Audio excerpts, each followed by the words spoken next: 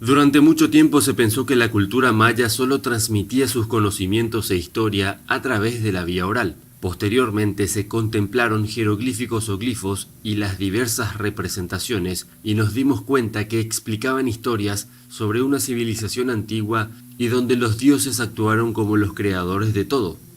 El Popol Vuh de los mayas descubre temáticas variadas como la creación de la tierra, los cielos, de los animales y humanos, de los linajes de razas y especies, de la historia en sí, hasta de la cosmología de esta civilización. Uno de los fragmentos narra cómo se generó la formación de la tierra y los cielos. Cuando los 4 dioses creadores llegaron a la tierra, era solo de agua. 3 de esos dioses pertenecían al reino celestial, es decir, al cosmos, y se llamaron en grupo como los Tepeu, o corazón del cielo, que eran los fecundadores o dadores de vida. La otra deidad pertenecía al plano terrestre, llamados todos ellos en conjunto como Gukumats, o el dominador, corazón de la tierra.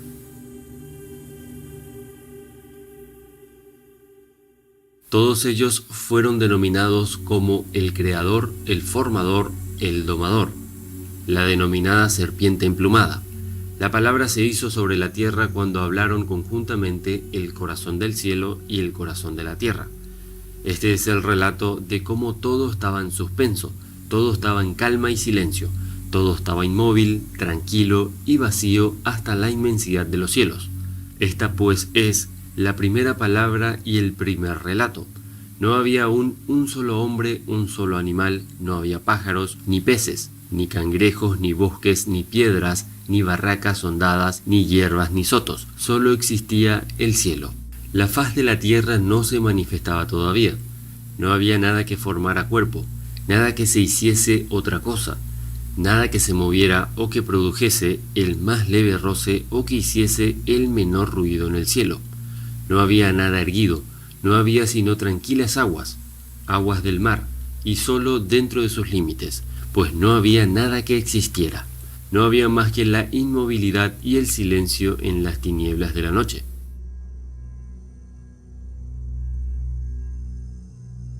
Como se entiende, el mundo estuvo en un principio cubierto por las aguas, y fueron los creadores Tepeu y Gukumats quienes dieron origen a la tierra, a las plantas y a los animales. Pero no quedaron contentos con su obra, ya que los animales no podían hablarles por no poseer lenguaje. Así que decidieron que debían crear a una criatura que les profesase devoción y así empezaron la tarea de crear al ser humano. Los dioses creadores hicieron de barro a la primera pareja humana, pero eran tan débiles y apenas podían mantenerse en pie, además de que se deshacían con la lluvia y tampoco podían hablar. La segunda pareja fue hecha de madera, de árbol para él y de carrizo para ella, y todo fue bien en un principio. Los hombres se reprodujeron y se extendieron por el mundo. Tenían su lenguaje y hablaban entre ellos, pero nunca elevaron su voz hacia los dioses que les habían creado. Los dioses no entendían cómo estos seres parlantes y vivientes no les hablaban a ellos. No se manifestaban ante sus creadores. Eso no les gustó mucho.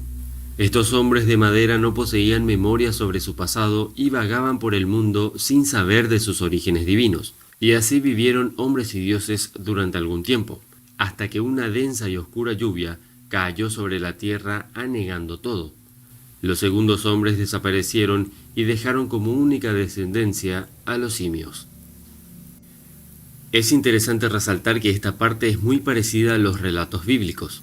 Obviamente, esto se trató de un diluvio universal. Recordemos que este diluvio aparece en muchas otras culturas. Esto nos da a entender que tal vez todas hablan del mismo cataclismo. Lo extraño es que si todas hablan de lo mismo, ¿cómo es que sobrevivieron todas esas culturas o civilizaciones a dicho diluvio, entre comillas, que fue enviado por los dioses? Tras el desastre que acabó con la vida de los antiguos hombres, Tepeu y Gukumats lo intentaron por tercera vez, esta vez usando la madera y añadiendo maíz amarillo y maíz rojo. Con la madera hicieron sus partes rígidas, con el maíz amarillo o blanco moldearon la carne y el maíz rojo fue su sangre. Los primeros 4 hombres, llamados Balan Kitse, Balan Agab, Mahu-Kuta y el último, Ikibalam, fueron interrogados por los propios y curiosos dioses. Demostraron poseer inteligencia y memoria, siendo aleccionado por los propios dioses sobre sus orígenes, capacidades y obligaciones futuras. Luego de que los creadores los interrogaron, los educaron prácticamente, los primeros humanos respondieron lo siguiente: en verdad les damos las gracias.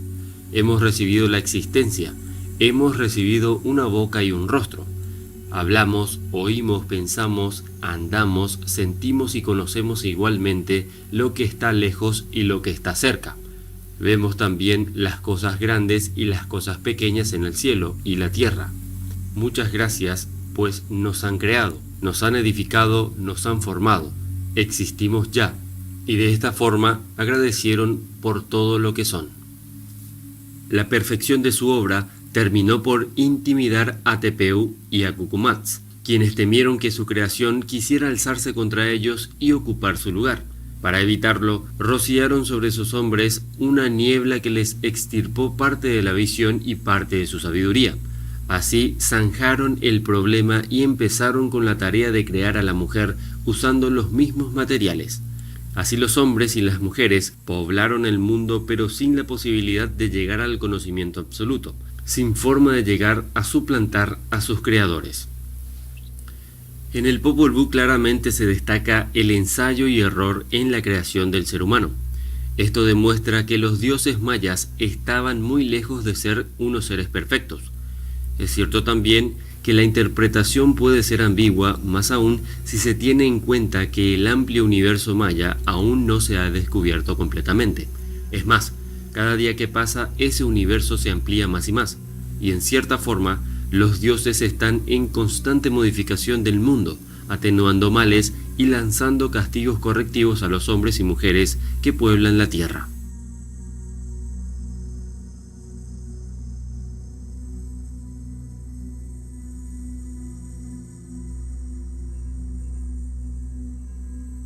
Estos dioses, muchos los interpretan como extraterrestres. Yo sé que las culturas antiguas tienen deidades que pueden parecerse mucho a seres extraños, nada semejantes a nosotros. Y esa forma de expresión es la que los mismos humanos en la antigüedad demostraban cuando veían algo. No se puede manipular los escritos ni las imágenes de los antiguos hombres solo porque no encajan en la historia científica o tal vez cristiana. Todo pedazo de historia de una civilización antigua, como en este caso la maya, es sinónimo de riqueza, conocimiento y unión del ser humano. Pero las interrogantes surgen siempre que tengamos la curiosidad de saber quiénes eran esos dioses, por qué nos crearon, para qué lo hicieron. ¿Existe algún plan para los humanos? ¿O acaso somos el fruto del capricho de la naturaleza o el despilfarro de poderes divinos?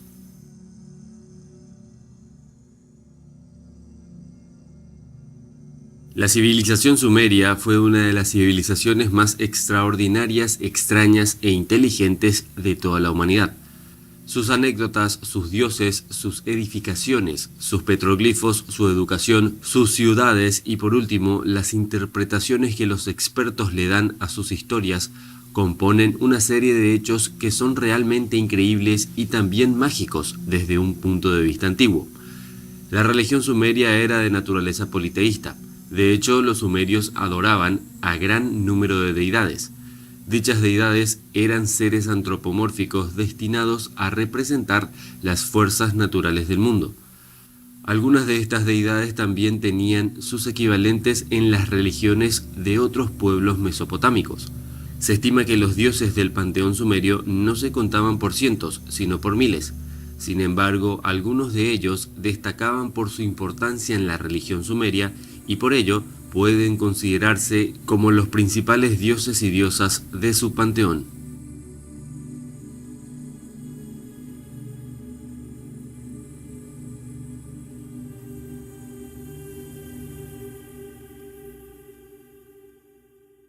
El dios más importante del panteón sumerio es An, conocido también como Anu por los acadios. An era el dios de los cielos y como tal, en un principio estaba considerado señor de los cielos y dios supremo del panteón sumerio. Posteriormente, sin embargo, este papel protagonista lo acabó compartiendo o incluso le fue arrebatado por otros dioses. Eso sí, mantuvo su lugar preponderante y continuó siendo venerado por todos. Por ejemplo, cuando otras deidades alcanzaban una posición destacada en el panteón sumerio, se decía que recibía el Unutu, que puede traducirse como el poder de An, quedando patente de este modo que el estatus exaltado de An se mantuvo a pesar de haber sido reemplazado por otro dios como deidad suprema.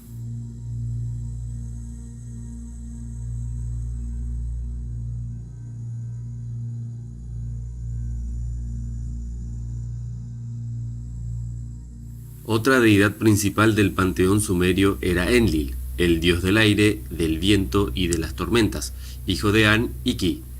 Enlil asumió el papel de su padre como rey de los dioses. En algunos mitos sumerios, Enlil ha sido representado como una especie de dios creador. En el único relato de la creación sumeria que ha llegado a nosotros, se narra que Enlil separó a su padre y a su madre, marcando de este modo el principio de la creación.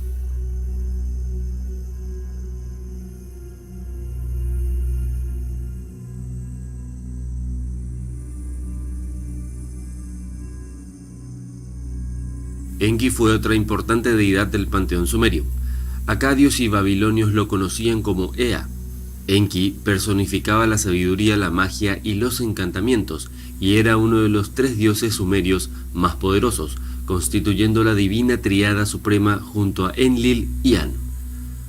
A Enki se le atribuye la creación de la humanidad, siendo según la mitología sumeria su protector. Fue Enki, por ejemplo, quien advirtió a Ziusudra de la inundación que los dioses pretendían enviar para aniquilar a la especie humana. Tal vez por ello, por su papel como dios protector, fuera un dios tan popular y tan querido entre el pueblo sumerio.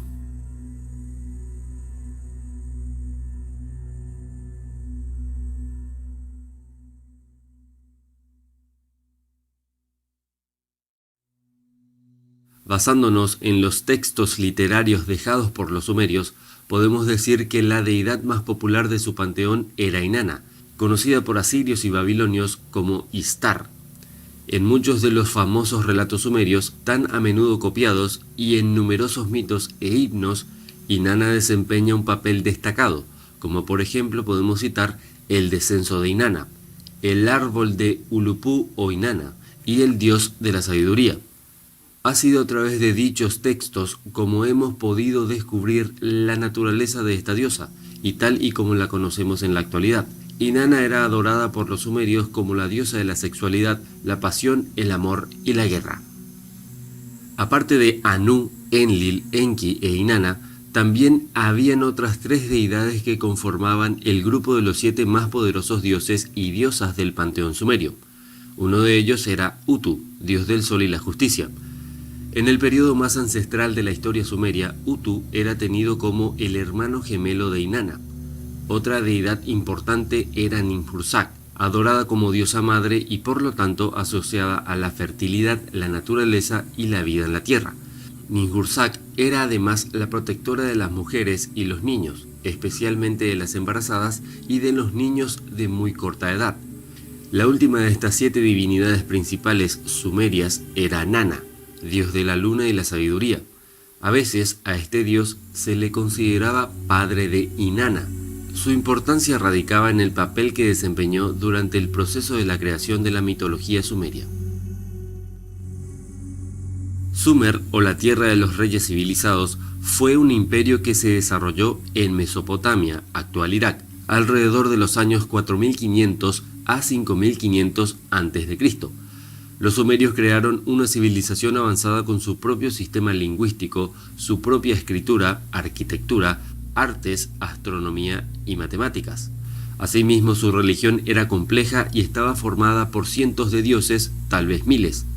Según los textos antiguos, cada ciudad sumeria estaba protegida por un determinado dios y consagrada a él, y mientras los hombres y los dioses convivieron juntos, los hombres fueron los sirvientes de los dioses. El mito sumerio de la creación aparece relatada sobre una tablilla recuperada en Nippur, una antigua ciudad mesopotámica fundada aproximadamente en el año 5000 a.C. El mito de la creación de la tierra, Enuma Elish, según la tablilla sumeria, comienza así. Cuando en las alturas de los cielos aún no habían recibido un nombre, y la tierra firme por debajo aún tampoco tenía nombre. Nada sino el lapso primordial, su progenitor, el caos. Tiamat, madre de ambos, sus aguas, como un solo cuerpo, se confundían, y los desechos del junco no se habían hacinado, el carrizal no había aparecido, cuando ninguno de los dioses había sido traído al ser, ni designado con un nombre, ni decretado sus destinos. Entonces sucedió que los dioses fueron formados en el seno de los cielos. Lamu y Lahamu fueron traídos al ser. La mitología sumeria narra que, en un principio, dioses semejantes a los hombres reinaban sobre la tierra. Cuando llegaron a la tierra se encontraron con que había mucho trabajo por hacer, y estos dioses se dedicaron a trabajar la tierra de forma incansable, cavando para hacerla habitable y extraer sus minerales. Cuando los dioses como los hombres llevaban a cabo la labor y padecían el trabajo duro de los dioses era grande, la labor era pesada, la angustia era mucha. Anu, dios de dioses, llegó a la conclusión de que estos trabajos estaban siendo demasiado duros. Su hijo Enki propuso crear entonces al hombre para llevar a cabo dicha labor y así con la ayuda de su media hermana Ninki lo creó. Un dios se sacrificó y su cuerpo y sangre se mezclaron con arcilla. Con ese material fue creado el primer hombre, a semejanza de los dioses. Juntos habéis dado muerte a un dios y a su personalidad. Os he librado de vuestro duro trabajo y he impuesto al hombre ese duro trabajo. En la arcilla, Dios y hombre permanecerán entrelazados formando una unidad, para que al final de sus días su carne y su alma maduraran en un Dios. Por el parentesco de sangre quede ligada esa alma. Este primer hombre se creó en el Edén, una palabra sumeria que significa terreno plano. En la epopeya de Gilgamesh, Edén se llama el jardín de los dioses y está situado en algún lugar de Mesopotamia entre el río Tigris y el Éufrates. En un principio los seres humanos no podían reproducirse, pero más tarde fueron modificados con la ayuda de Enki y Ninki. Por lo tanto, Adapa, así se llamaba el primer hombre, se creó como un ser humano completamente funcional e independiente. Esta modificación fue realizada sin la aprobación de Enlil, el hermano de Enki, iniciándose por ello un conflicto entre dioses. Enlil se convirtió en enemigo del hombre y las tablillas sumerias nos cuentan que los seres humanos sirvieron a los dioses pasando muchas privaciones y sufrimientos. Adapa, con la ayuda de Enki, ascendió hasta Anu, quien fracasó al responder una pregunta sobre el pan y el agua de vida. Por otra parte, según relatos sumerios interpretados por el investigador Zecharia Sitchin, el hombre no fue creado de la nada, sino más bien fue modificado. Es decir, tomaron a un primate o a uno de nuestros ancestros que podría ser el Homo erectus o el Neandertal y mezclaron su ADN con el ADN de los Anunnaki.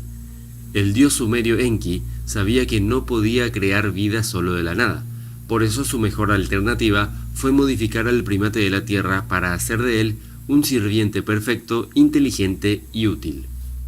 La finalidad de la creación del hombre era precisamente para que los Anunnakis no dejaran de extraer el oro de la tierra que necesitaban para su planeta distante Nibiru. Y es así como existimos nosotros. De alguna u otra forma somos el producto del capricho y la necesidad de una especie extraterrestre. Suena denigrante e indignante si se dice así, entiendo eso, pero nosotros también hemos hecho eso desde hace mucho tiempo ya. Hemos experimentado con animales para ayudarnos en la vida, para quitar provecho de ellos, en fin, para beneficiar a nuestra raza. Quién sabe si en algún momento de la historia humana llegamos a hacer lo mismo en otros planetas. Tanto es así que si lo pensamos bien, ese futuro es muy factible.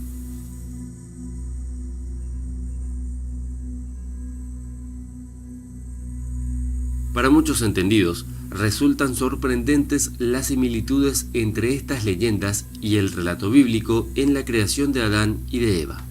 teniendo en cuenta los nombres como Adapa y Adán, y que fueron los primeros hombres en el jardín del Edén, las coincidencias abundan con la Biblia, como también la gran inundación, los reptiles como la representación de la serpiente de la manzana y las serpientes en la mitología sumeria, entre otros aspectos, nos llevan a pensar que los plagios a los sumerios son abundantes en muchas religiones.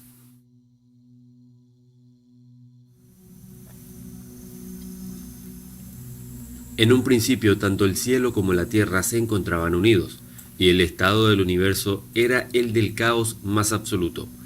Aquel universo primigenio era en realidad un gran huevo de color negro, dentro del cual dormía un largo sueño el dios Panku o Pangu, un sueño que se prolongó durante 18.000 años. Cuando Panku finalmente despertó, se sintió atrapado dentro del huevo y con un hacha lo hizo pedazos para poder salir. Los trozos del huevo que habían mantenido a Panku en su letargo se dispersaron, y mientras la clara ascendía y daba forma a los cielos, la parte más fría y turbia quedó en la parte inferior, dando origen a la tierra. El dios había quedado entre ambos planos, con su cabeza en el cielo y sus pies tocando el suelo terrestre, y durante 18.000 años más, tanto Panku como el cielo y la tierra crecieron a razón de 10 pies diarios. Y así fue como el cuerpo colosal de Panku sirvió de división entre el cielo y la tierra durante un largo periodo de tiempo, hasta el día en que le llegó la muerte y su propio cuerpo dio forma a una nueva etapa de la creación. De su aliento surgieron el viento y las nubes del cielo. Su poderosa voz dio forma a los truenos de las tormentas, y sus ojos se transformaron en el sol y en la luna. Sus 5 extremidades se transformaron en 5 enormes montañas y su sangre terminó por convertirse en el agua de los ríos y los océanos del mundo. Las venas que portaban su sangre dieron origen a los largos caminos, mientras que sus poderosos músculos se tornaron en fértiles tierras de cultivo. Las estrellas nacieron de su pelo y su barba. La médula de sus huesos se convirtió en el jade y las perlas, mientras que el sudor que corría por su piel se transformaba en el rocío que cae sobre el mundo cada madrugada. Bueno, eso por un lado, la creación del universo. Ahora debemos centrarnos en la creación del ser humano. Poco después de que Pangu separara el cielo de la tierra, nació Nuwa, la primera diosa. Esta contaba con cabeza y torso humanos y extremidades inferiores en forma de cola de serpiente. La diosa vivió en solitario durante un largo periodo de tiempo y a pesar de transformarse al menos 70 veces al día, no consiguió aplacar la aflicción que la soledad le producía en su interior. Un día, mientras paseaba por el mundo que se había creado entre el cielo y la tierra, se llevó una gran sorpresa al descubrir un estanque frente a ella misma. Se sentó en la orilla y vio que sobre la superficie del agua se había formado una figura idéntica a la suya y que imitaba con exactitud los movimientos que ella realizaba. Inspirada por la imagen de la figura, pensó: si en el mundo hubieran más seres vivos como yo, no tendría que vivir en soledad. Todo se llenaría de vitalidad y colorido. En ese preciso momento, se dio cuenta de que al lado de la orilla del estanque se acumulaba el barro, por lo que juntó un poco e hizo una bola que mezcló con el agua y, basándose en su propia imagen, fue dando forma a un conjunto de pequeños muñecos. Una vez los puso en el suelo, las figuras de barro comenzaron a moverse y a llamarla mamá. Vitoreaban y brincaban repletos de alegría, pues celebraban el nacimiento de la nueva vida. Nuwa se quedó mirando exultante a los pequeños seres vivos que ella misma había creado y los llamó Ren, que significa persona. Sus cuerpos no eran lo suficientemente robustos al haber sido creados por Nuwa. Su apariencia y movimientos se asemejaban a los de las divinidades y diferían aquellos de los animales. Gracias a ello, el ser humano se convirtió en una representación de los dioses y, por lo tanto, adquirió la responsabilidad de regir los asuntos del mundo existentes entre el cielo y la tierra. Nuwa, contenta por el resultado de su creación, continuó dando forma al barro para aumentar aún más la cantidad de seres humanos. Con la alegría que le proporcionaban, la diosa no volvió a sentirse sola jamás. Muy satisfecha por los resultados que estaba obteniendo, Nuwa pasaba los días y las noches creando más y más humanos. Sin embargo, el mundo era demasiado grande y estaba dedicándole demasiado tiempo a su afanosa tarea sin ni siquiera descansar, por lo que acabó exhausta. Para facilitar la creación, decidió utilizar una rama de mimbre para remover el barro, de manera que cada vez que esparcía la sustancia resultante por el suelo, una gran cantidad de seres humanos cobraban vida. Poco después, las huellas de sus pequeñas figuras comenzaron a cubrir toda la superficie terrestre. Aunque había creado al ser humano, no le había otorgado la inmortalidad, por lo que pensó que era necesario que estos siguieran procreando por sí mismos para extender su especie. Así que creó al hombre y a la mujer que unidos serían capaces de dar a luz a nuevas personas, asegurándose así que las generaciones de seres humanos perduraran en la eternidad.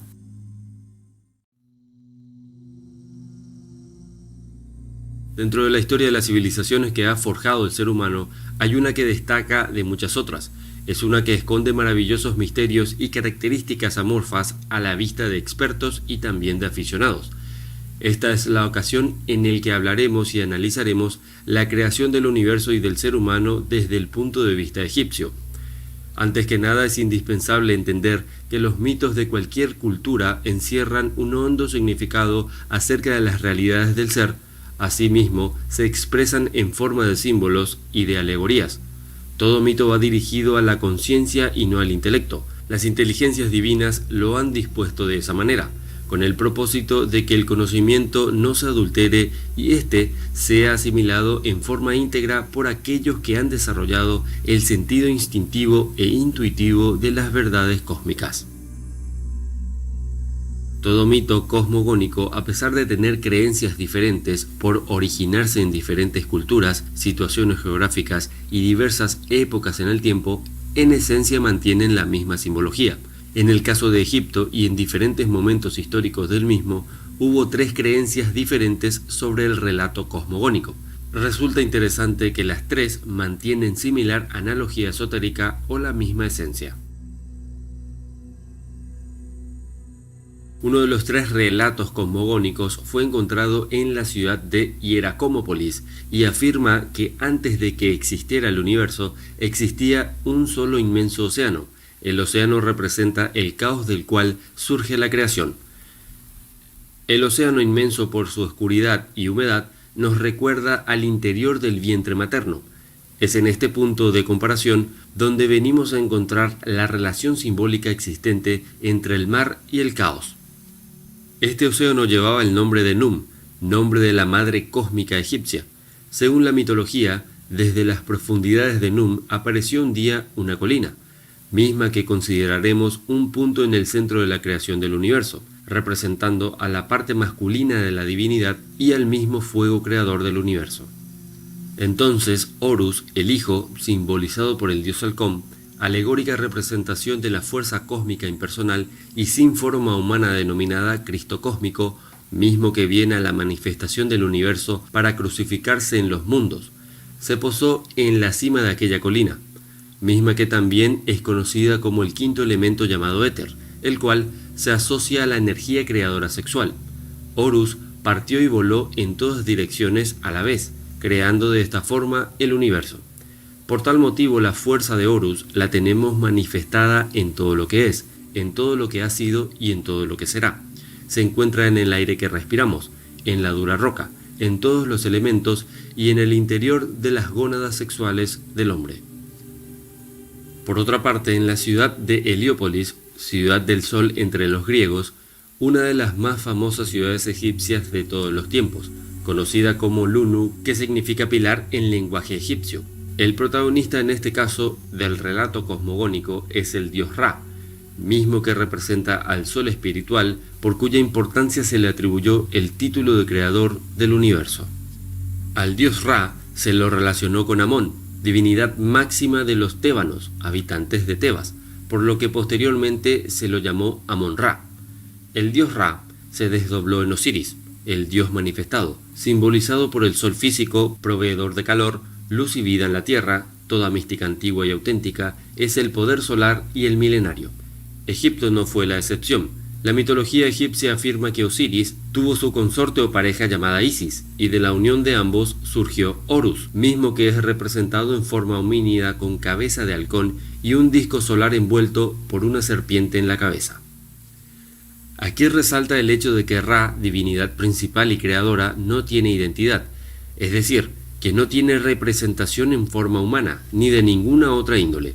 Aquí descubrimos el primero de los 7 principios que conforman un mito auténtico que habla de una divinidad suprema invisible y sin forma.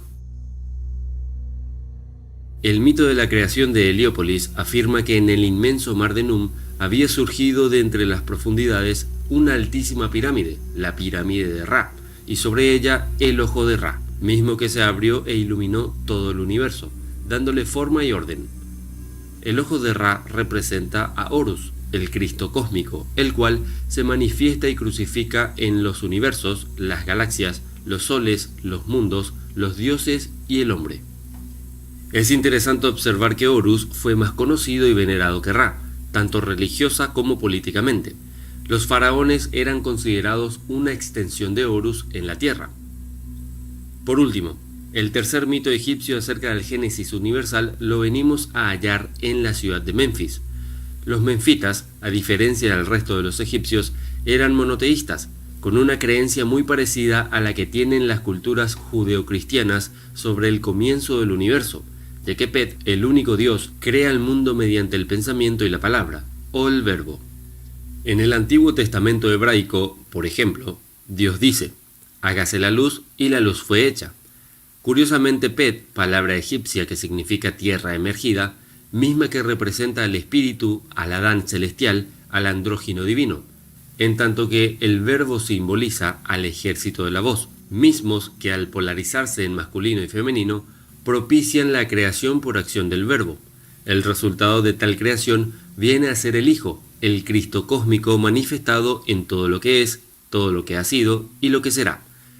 Dice la máxima hermética: tal como es arriba es abajo, tal como es afuera es adentro. En otras palabras, debemos realizar el Génesis dentro de sí mismo con el trabajo en las 3 fuerzas primarias de la naturaleza. Para el conocimiento egipcio todo está vivo, todo se halla en movimiento, todo navega en las celestiales aguas formadas por la luz de Nut. Las estrellas son las naves de los grandes dioses que bogan en los pliegues del espacio y el tiempo, representados por las ondulaciones de la serpiente Apad. Como un poema o recitado nada complejo, el hombre fue concebido por el Dios creador invisible y poderoso de la siguiente manera. Cuando el Dios creador contempló su obra terminada, las lágrimas del mismo resbalaron por sus mejillas de satisfacción al contemplar la belleza de todo cuanto había creado. Estas lágrimas cayeron al suelo y del barro surgió el hombre.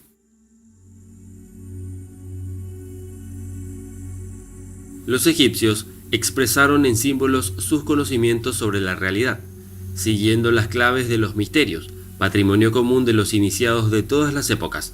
Un mismo símbolo puede ser usado para referirse, por ejemplo, a una verdad metafísica, tecnológica, astronómica, matemática, moral, espiritual o filosófica.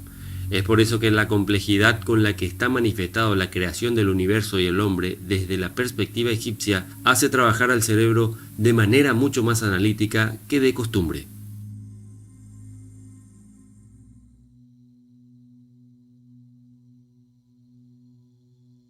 Los incas se afianzaron como el estado prehispánico de mayor extensión en América.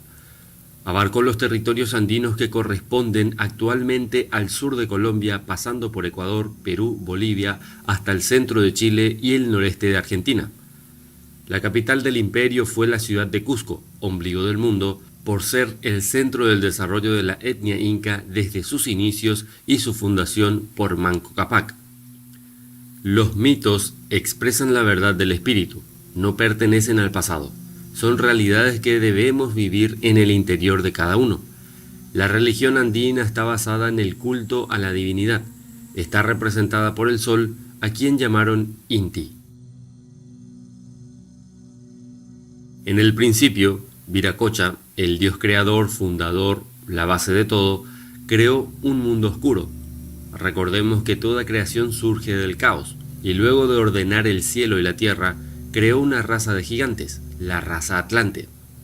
A estos les mandó que viniesen en paz para que los sirviesen, mas como no fueron recíprocos con él, los convirtió en piedras, enviándoles a la vez un diluvio general al cual llaman Unupachacuti, que quiere decir el agua que transformó el mundo.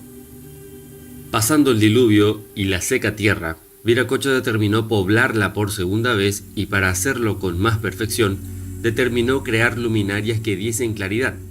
Para ello fue al gran lago Titicaca, el lago más alto del mundo, a casi 4.000 metros sobre el nivel del mar, con forma de puma visto desde el aire. Precisamente el animal sagrado de estos pueblos lo relacionaban con la sabiduría, con la fuerza creadora, con lo sagrado. Una vez allí ordenó que el sol saliera del lago, alegoría de la fuerza masculina generadora de toda creación. También la luna, símbolo de la fuerza femenina receptora de toda creación.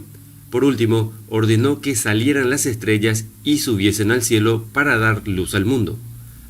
Dicen que la luna tenía más claridad que el sol, por lo que éste, al tiempo que subían, le echó un puñado de cenizas en la cara, y desde ese entonces quedó la luna con el color que tiene ahora.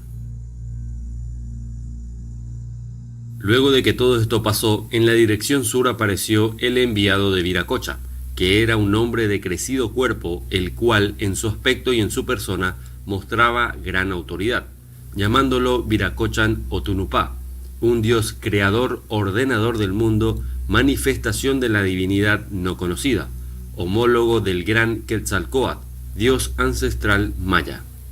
Vestía una túnica andrajosa que le daba hasta los pies, traía el cabello corto, una corona en la cabeza y un báculo como los que llevaban los sacerdotes y astrónomos antiguos.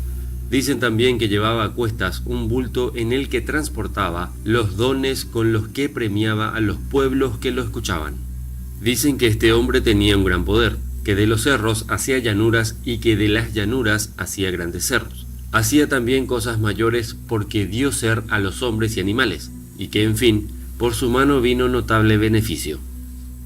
Luego se dirigió a Tiahuanaco, fundado a las orillas del lago Titicaca, y en este lugar dibujó y esculpió en una losa grande todas las naciones que pensaba crear.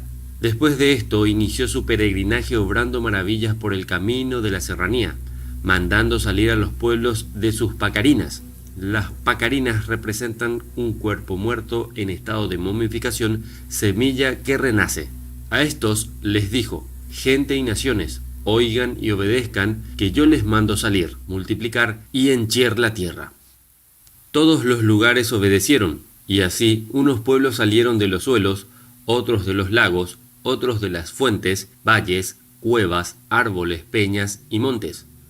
A la vez que esto sucedía, pintaba a cada pueblo el traje y vestido que habrían de llevar, y asimismo dio a cada nación la lengua que habrían de hablar, sus cantares y las semillas.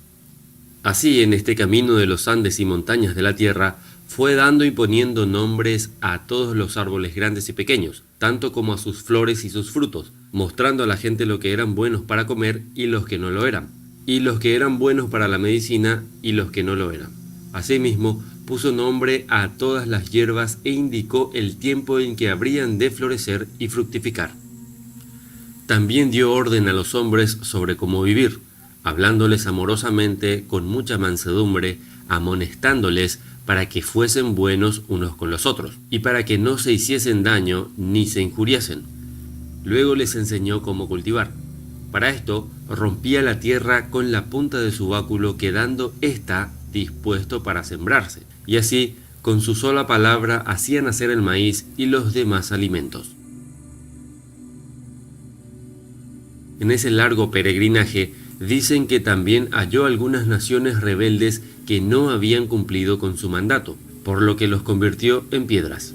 El ego nos endurece y nos convierte en seres perversos. Los convirtió en figuras de piedras de hombres y mujeres con el mismo traje que tenían. Estas conversiones fueron hechas en Tiahuanaco, Pucará y Jauja. En dichos lugares se encuentran unos bultos de piedras grandes y en algunas otras partes dicen que tienen tamaños de casi gigantes. Es así como llegó a la provincia de Cacha, habitada por los canas. Estos humanos comunes y corrientes, en lugar de tratar de comprender lo desconocido, le temieron y debido a sus egos reaccionaron con violencia, salieron armados y dispuestos a matarlo. Entonces, al observar esta actitud, hizo que cayese fuego volcánico sobre ellos. Los canas, por el temor de verse quemados, arrojaron sus armas y lo veneraron. Viendo esto, Viracocha o Tonupá tomó su báculo y paró el fuego. Luego puso orden entre ellos. Después de este suceso, llegó al pueblo de los surcos y subió a un cerro alto desde donde mandó que saliesen de él los naturales de Urcos, por lo que con el tiempo le erigieron en ese lugar un rico adoratorio, edificando en este un escaño de oro fino y una imagen a semejanza suya. Luego, Tonupá prosiguió con su camino y llegando a cierto sitio, creó a un señor al cual puso el nombre de Alcabiza y al lugar por nombre Cusco, dejando el mensaje que después de este señor vendrían los incas orejones, a quienes todos respetarían. A este ser los pueblos lo llamaban Tonupá, Tarapacá, Viracocha, Pacaya-Yicachán, Vichay-Camayoc, Cunacuy-Camayoc y Pachacam, que quiere decir el enviado de Viracocha, su fuente, el predicador, el encargado del presente y el conocedor del tiempo. Dicen que se dirigió al pueblo del Curacá Apotambo, señor de Tampú, Tambó u Ollantaytambo, donde llegó cuando se celebraban unas bodas. Luego, Tonupá prosiguió su camino haciendo sus obras hasta que llegó a la línea equinoccial cerca del Ecuador, donde queriendo dejar esta tierra, informó a la gente sobre las muchas cosas que habrían de suceder. Les dijo que con el tiempo habrían de venir gente diciendo ser viracochas y a los cuales no les deberían de creer. Dicho esto, se metió al mar caminando por sobre el agua como si fuese una espuma. Dicen que pasado el tiempo y luego de que el pueblo de Tambó floreció gracias a los conocimientos dejados por Tonupá, el báculo dejado por él se transformó en oro fino en el momento en que nació uno de los descendientes de Apotambo, llamado Manco Cápac, quien vino a ser el primer inca, y con este báculo de oro, pasados los años, se dirigió a las partes altas de una serranía para fundar la que con el tiempo sería la capital del imperio de los incas, el Cusco, lugar donde se construyó el Intihuasi o Templo del Sol.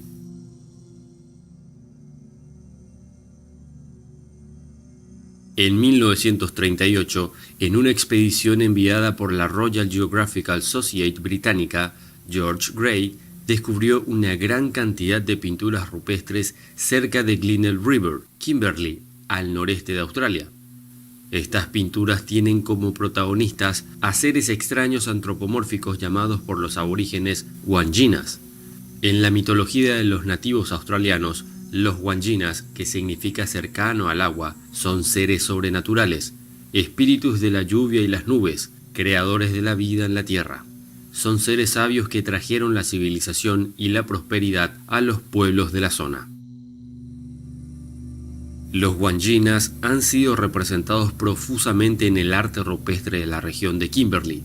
Su aspecto es humanoide, con grandes ojos y sin boca, y usualmente sus cabezas están coronadas con una especie de aureola lumínica. Al encontrar la primera galería de Wanginas, Gray escribió en su diario lo siguiente: parecía que salían de la roca. Me quedé ciertamente sorprendido cuando vi por primera vez aquella gigantesca cabeza y la parte superior del cuerpo doblándose desde la penumbra del abrigo rocoso hacia mí. Es llamativo que los Wanginas, siendo los nativos de piel negra, es sorprendente que estos seres estén representados con tez blanca. Y yo me pregunto, ¿a quiénes representaron los nativos realmente? ¿En base a qué experiencia o conocimientos lo hicieron? Según la tradición oral de los nativos, fueron los mismos Wanginas quienes pintaron sus propias figuras en las paredes de las cuevas de Kimberley cuando descendieron a la tierra en tiempos muy antiguos. La tribu aborigen de la región de Kimberley se llama Unambal, una cultura que ha existido según la historia oficial desde hace por lo menos unos 60.000 años. La cueva en la que están representados los enigmáticos Wanjinas es considerada sagrada por todos estos aborígenes por tratarse de seres mitológicos asociados con la creación del mundo. La tradición unambal requiere repintar estas imágenes para no perder la memoria y garantizar la continuidad. Siguiendo su protocolo cultural, solo los ancianos justos acceden al deber y al honor de repintar a estos Wanjinas. Dado que las pinturas están hechas con pigmentos de base mineral, no han podido ser datadas con el método del carbono 14, que solo es válido para restos orgánicos, y tradicionalmente los arqueólogos han estimado la edad de estas pinturas en unos 5.000 años. Sin embargo, en 1996, de forma casual, Graham Wells, observando las pinturas Wanjinas de Kimberley, notó que un nido de avispas construido sobre una de las pinturas estaba fosilizado, denotando una gran antigüedad. La datación del avispero reveló una antigüedad de unos 17.000 años, por lo tanto, esa es la edad mínima de las pinturas, pudiendo ser mucho más antiguas aún. Las leyendas de esta tribu hablan de un tiempo de ensueño o tiempo de la creación, denominado Lailai, en el cual los Wanjinas, liderados por Wallangunder, el jefe de jefes, descendieron desde el cielo para crear la tierra y a todos sus habitantes. Luego viajaron por la región enseñando a los nativos a cazar, a recolectar y muchas otras cosas más. Los mitos aborígenes australianos dicen que al inicio la tierra era blanda y amorfa, que fueron los Wanjinas quienes dragaron los ríos y cavaron los pozos de agua, elevaron las montañas y nivelaron las llanuras. En aquellos tiempos las piedras eran aún moldeables y los Wanjinas construyeron sus hogares con ellas. Cuentan las leyendas aborígenes también que los Gior-Gior, los primeros seres humanos, no tenían orden ni organización, por lo que Wallangunder, el gran jefe, al ver que podía ayudarlos a desarrollarse, volvió a la Vía Láctea y trajo consigo a muchos otros Wanjinas para que le ayudasen en su misión. Los Wanjinas enseñaron así a los aborígenes a cazar, pescar, construir y utilizar armas, y les dieron leyes y ceremonias, incluyendo la escarificación de la piel y la circuncisión. El mito dice que los Wanjinas eran capaces de provocar tormentas, crear rayos o hacer que llueva, y por esto eran muy respetados por los hombres. De acuerdo a la leyenda del tiempo de ensueño, los Wanjinas surgieron de las nubes y luego regresaron a las estrellas. Mágicamente, el símbolo de los Wanjinas es la serpiente emplumada, lo cual representa una analogía con otras culturas. Sabemos que el mito de seres superiores que tuvieron que ver con la creación y que transmitieron sus conocimientos de arte y oficio a la humanidad en tiempos remotos pueden encontrarse por todo el mundo. Tal es el caso de los Oanes, Apkallu, los Nefilins, Viracocha, Enki, Horus, Quetzalcóatl, etc., etc. En la mitología de los aborígenes de Australia, la serpiente arcoíris es la deidad creadora de todo lo que existe en el universo, y por esto reviste un motivo común en su arte.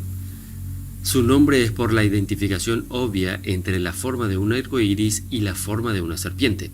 En las leyendas nativas, la serpiente arcoíris es de proporciones inmensas y habita en profundos pozos de agua, recurso vital sobre el cual tiene absoluto control.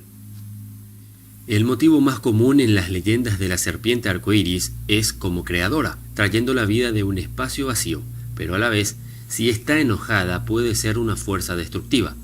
En algunas culturas, la serpiente arcoíris es de sexo masculino, en otras de sexo femenino y en otras más el género es ambiguo, o es hermafrodita o bisexual, considerándola como una entidad andrógina.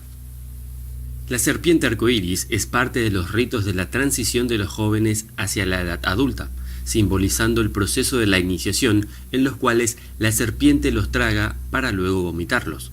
Este rito tiene origen en la leyenda de las hermanas Waljilak, quienes tuvieron que emigrar de su clan tras haber cometido incesto al no respetar las leyes de Moyeti.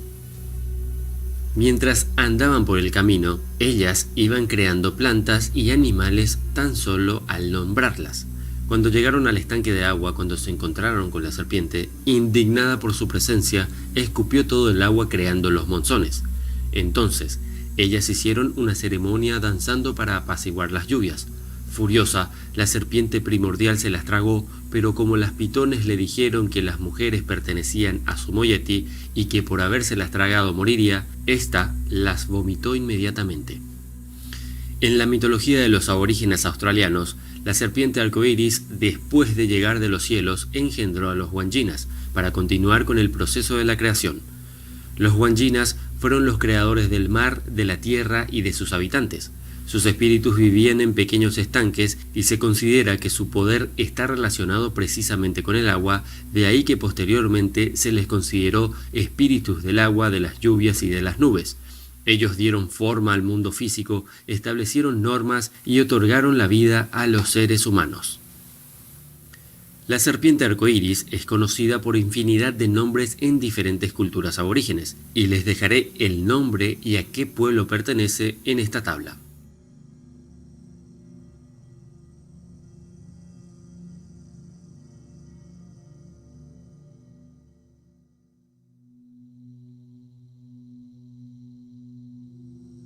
Cuenta una leyenda que durante el tiempo de ensueño se libró una cruenta batalla en el Monte Uluru, el punto más sagrado de la Australia aborigen. La batalla se libró entre los hombres serpiente, unos eran venenosos y los otros no venenosos. Los aborígenes australianos cuentan que Bulari, la diosa madre tierra, logró vencer a los hombres serpientes venenosos con una nube de gases letales. Los supervivientes enemigos fueron encerrados hasta el día de hoy bajo el Uluru, actualmente llamado Ayers Rock. Se dice que otras batallas se libraron entre el dios Sol, que llegó del cielo en una nave, y el dios de la tierra, en Moon City o Ciudad Secreta, otro punto sagrado del territorio australiano. Para los aborígenes, estos lugares son los restos de una ciudad construida por los Arientas y los Lurichas, seres que eran mitad hombre y mitad animal. De todas las figuras destaca una que representa a un hombre. El hombre está vestido de pies a cabeza con una túnica de color rosa, con un círculo doble rodeando su cabeza, también de color rosa y oro, y sobre la zona de color rosa aparece una serie de marcas, y esa serie de marcas se asemeja a una especie de inscripción. Esto me llama poderosamente la atención porque, de tratarse realmente de una inscripción, contaría con al menos 17.000 años de antigüedad, por lo que retrotraería el umbral de la historia de los 10.000 años, ya que, de acuerdo a los registros formales, la escritura ha sido desarrollada por los sumerios hace unos 5.300 años. Sobre esta peculiar pintura, George Gray escribió en su diario lo siguiente: la cara y la cabeza de la figura estaban envueltas en una sucesión de bandas o turbantes, o de lo que aparentemente quisieran representar pintando aquellos trozos de color rojo, blanco y amarillo. Los ojos eran los únicos rasgos representados en la cara. En lo más alto de la cabeza y en el turbante exterior, una serie de líneas estaban pintadas en rojo, pero aunque dichas líneas eran muy regulares e indicaban algún significado, ha sido imposible determinar si eran caracteres escritos o algún tipo de ornamento para la cabeza. Es impresionante cómo estas leyendas son parecidas y altamente correlativas con muchas otras culturas alrededor del mundo. Al hacer estos vídeos, a medida que se investiga y se comparan escritos, mitos o leyendas antiguas, me sorprendo más y más. Díganme ustedes si no notan las impresionantes similitudes. Si alguien no las puede notar, es porque definitivamente está ciego. Sé que las coincidencias existen en la vida, pero más que coincidencias, estas historias parecen ya una especie de relatos surgidos de un mismo evento. Un mismo evento interpretado por las diferentes culturas del mundo, utilizando cada una de ellas su manera de expresar lo sucedido.